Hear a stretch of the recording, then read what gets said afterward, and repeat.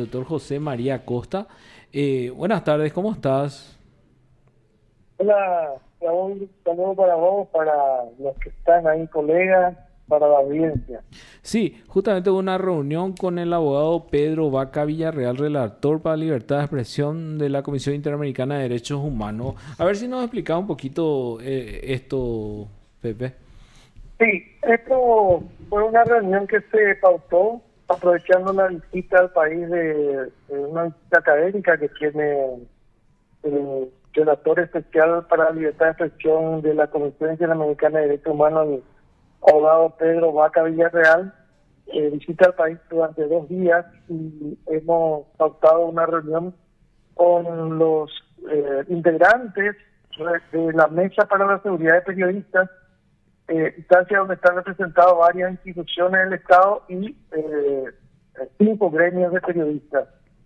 Y hoy tuvimos esa reunión, también nos ha acompañado gente de sociedad civil, de organismos de defensores de derechos humanos, y obviamente una amplia conversación con el relator especial sobre temas en general, pero sobre todo en particular respecto al tema de la seguridad de periodistas y la protección de periodistas del ejercicio del periodismo en nuestro país, que eh, en estos días nos ha vuelto a poner ante el desafío que requiere una atención mayor de parte del Estado, a partir de los hechos trágicos. En este caso, el asesinato de un periodista, Humberto Coronel, en Pedro Juan Caballero, que se suma a otros 19 que han sido asesinados a lo largo de los últimos 30 años. 19 son en total en los 30 años y en total desde 20, 20, 20 son. 20, 20 con el caso de Humberto.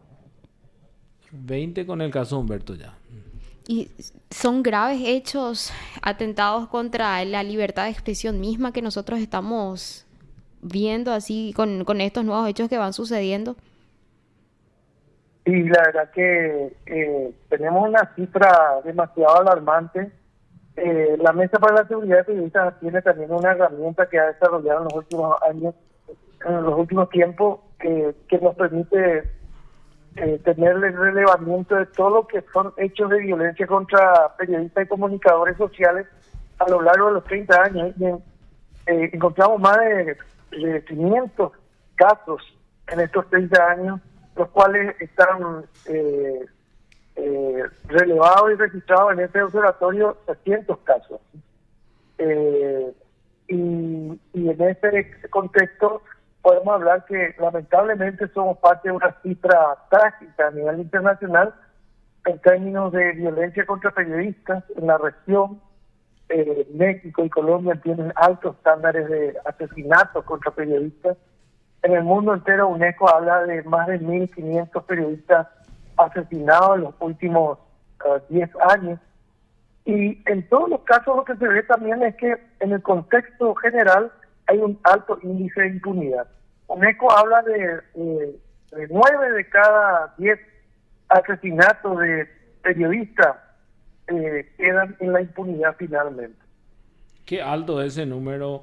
Justamente estaba viendo acá, tenemos en la publicación Periodismo bajo amenaza, asedio, ataque en Paraguay, ¿verdad?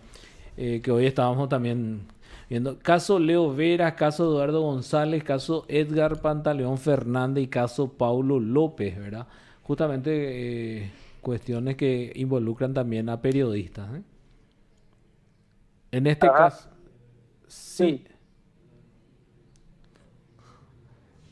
En este caso veo nomás que la mayoría está parado, incluso en uno dice asesinado por sicarios, si bien existió investigación fiscal, los procesados fueron sobreseídos, dice Edgar Pantaleón Fernández, por ejemplo, ¿verdad? Sí, Y sí, dice investigación abierta. Al final se da bastante también acá en Paraguay lo de la impunidad en estos casos, Pepe. claro, claro que sí. Nosotros estamos prácticamente en el mismo estándar de impunidad que se señala a nivel internacional. A pesar de que tenemos como, digamos, excepción un caso bastante interesante, que es el caso de de Pablo Medina y Antonio Almada, que en la investigación se llegó a imputar y luego a condenar al autor intelectual, lo cual evidencia una buena práctica en el sentido de lograr la justicia, pero es apenas una excepción dentro de ese mar de impunidad que sigue habiendo a nivel local y a nivel internacional. ¿Y cuál es el mensaje que ustedes tienen con todos estos atentados? ¿Cuál es lo que ustedes piensan, verdad? Callar a los periodistas, que ya no haya más denuncias contra hechos criminales, o cuál es el mensaje directo que ustedes van leyendo con todo esto. Bueno, cuando se evalúa el tema de la violencia contra periodistas, siempre se habla de un triple efecto. Los organismos internacionales de derechos humanos hablan de que ante todo hecho de violencia contra periodistas, y más aún ante el asesinato de un periodista, que es la forma más brutal de censura que podemos decir, hay una triple consecuencia. La primera es obviamente la afectación de la vida de la víctima. Sí. La segunda tiene que ver con la afectación del derecho de la sociedad a estar informada. Es decir, se acalla una voz y se censura no solo a un periodista, sino también es un acto de censura brutal contra la propia sociedad. Y la tercera consecuencia de esto es obviamente un efecto amedrentador con los demás periodistas.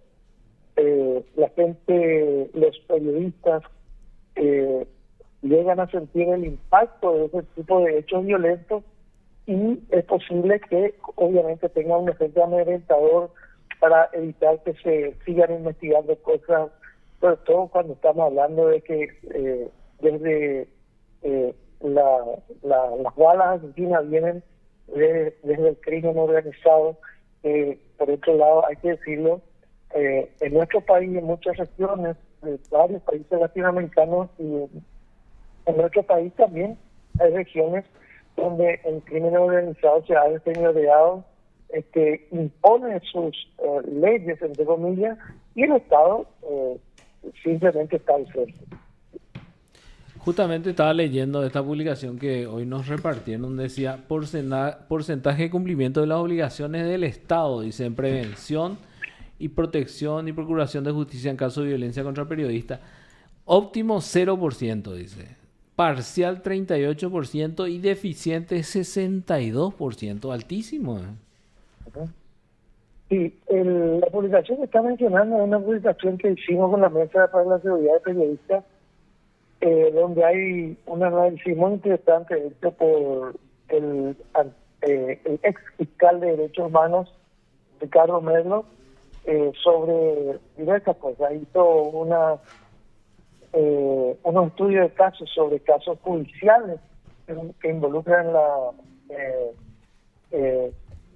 violencia contra periodistas, de lo cual se han sacado algunos estándares para poder delimitar los puntos flacos, los puntos débiles en materia de investigación judicial.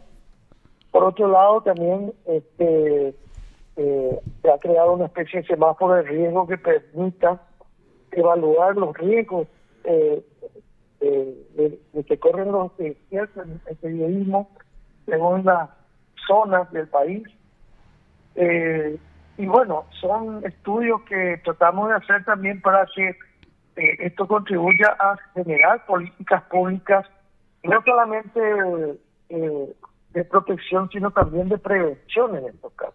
El Estado tiene una triple función que tiene que cumplir a través de sus instituciones.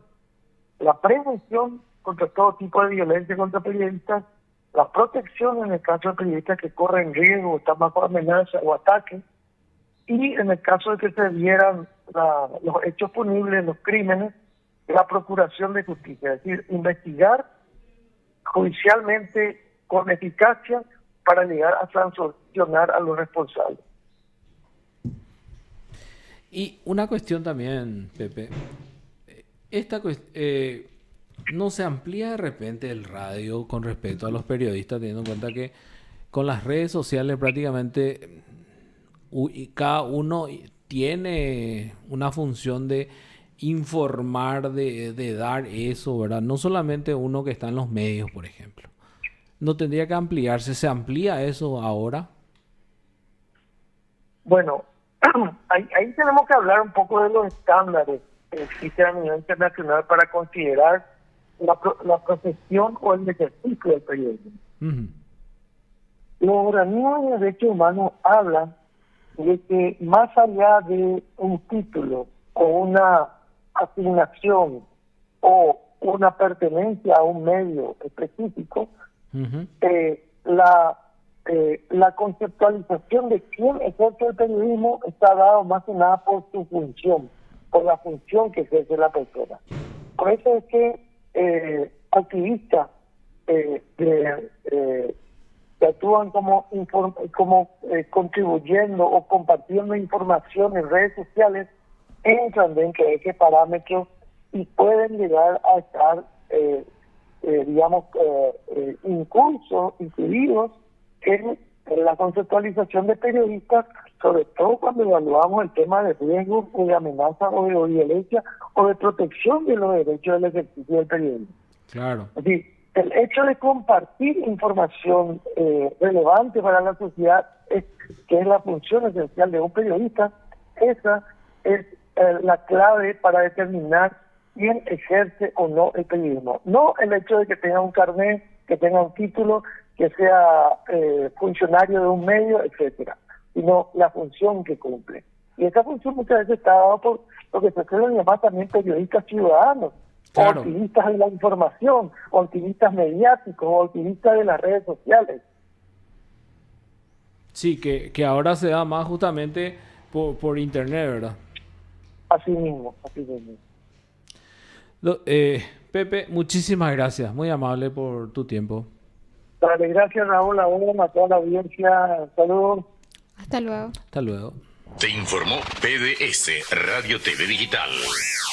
Hablábamos con el periodista y abogado José María Costa, más conocido como Pepe Costa, ¿verdad?